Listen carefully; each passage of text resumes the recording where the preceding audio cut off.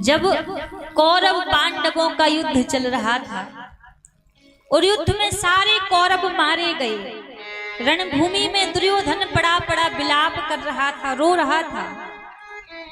उसी समय अश्वत्थामा वहां पर आए और दुर्योधन से बोले, मित्र तुम क्यों रो रहे हो, तुम्हारी ये दशा किसने की? जैसे ही कहा दुर्योधन कहने लगे, आप जानते हैं कि मेरा एक ही शत्रु है, वो है पांडव, और मैं इसलिए नहीं रो रहा हूं कि मैं महाभारत का युद्ध हार गया, मैं तो इसलिए रो रहा हूं कि हम कौरव 100 भाई थे, 100 में से एक भी जीवित नहीं रहा, और पांडव केवल 5 भाई थे, 5 में से एक भी नहीं मरा। यदि 5 में से एक भी मर जाए तो मैं हंसते हंसते अपने प्राण त्याग दूंगा। अब देखो, दुर्योधन मरने के लिए जा रहा है, लेकिन मरते समय भी अपने मन में ईर्ष्या है कि 5 पांडव में से एक भी मर जाए तो मैं शांति से प्राण त्याग दूंगा। आप जानते हैं इस संसार में व्यक्ति के 2 ही सबसे बड़े शत्रु हैं, सबसे बड़े 2 ही दुश्मन हैं। वो दुश्मन कौन है?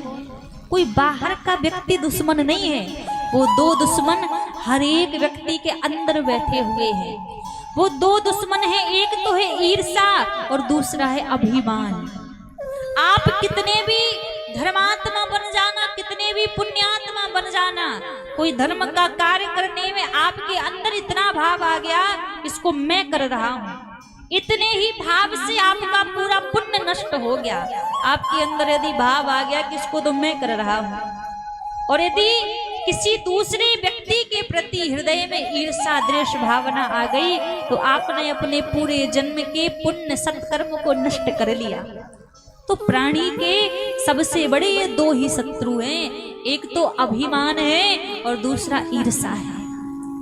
हर कार्य करना, लेकिन विचार करना, प्रभु इतनी हमारे ऊपर कृपा बना के रखना, आप जीवन में सब देना, गरीबी देना, दुख देना, तकलीफ देना, सब कुछ दे देना, पर इस मन में कभी अभिमान मत देना, क्योंकि यदि मन में अभिमान आ गया तो जितना हमें मिला है सब माटी के बराबर है, सब मिट्टी के बराबर है। एक अभिमान सबको नष्ट कर देता है।